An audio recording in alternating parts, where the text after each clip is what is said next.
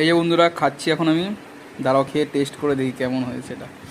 লোটে মাছের পকোড়া, পকোড়া না চপই বলা যায়। যে মা অর্ধেকটা খেয়েছিল, মার অর্ধেকটা আমি নিয়ে নিয়েছি। আমি যেটা মচমচে সেটা খাবো, এটা মচমচে আছে।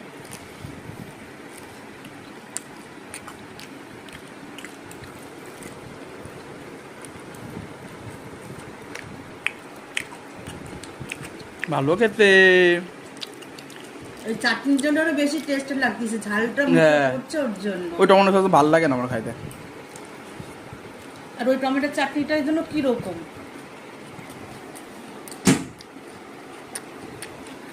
এটা তুমি লাগাও কি করে তুমি?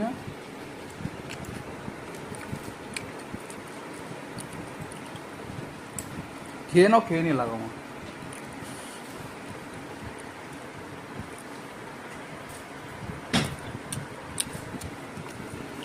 আমি বুঝি না অশোকনগরে সব পকোড়া ফকোড়া যাই বলো, কত বেশিটা দেয়।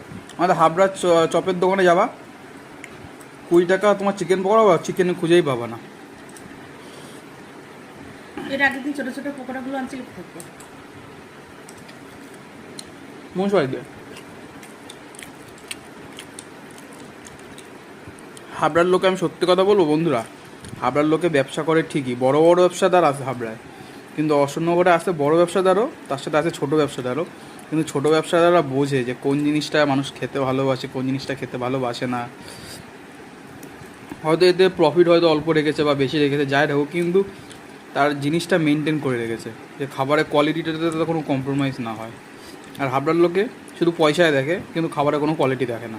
সব কিছুতে চিটিং বাজ। হ্যাঁ, বলবো না হাবড়া অশোকনগর, হাবড়া এরকম ভালো অশোকনগর, কিন্তু অশোকনগরে হাবড়া ম্যাক্সিমাম লোক সন্ধ্যের পরে সবাই খেতে যায় অশোকনগরে, বুঝতে পারলাম বন্ধুরা?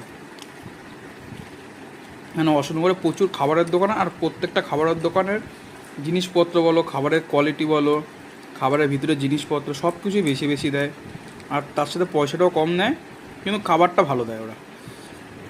তোমরা যদি হাবড়া বা অশোকনগরে কেউ হয়ে থাকো, তোমরা তো নিশ্চয়ই জানবে কোনটা ভালো।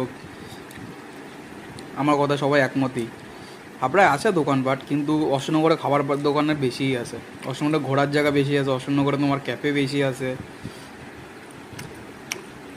অশোকনগরে 3 নম্বর স্টেডিয়ামের দিকে রাত্রিবেলা যাও, আমার 3 নম্বর স্টেডিয়ামের ওই সাইডটা শুধু লোক আর লোক। একদিন নিয়ে যাস তো,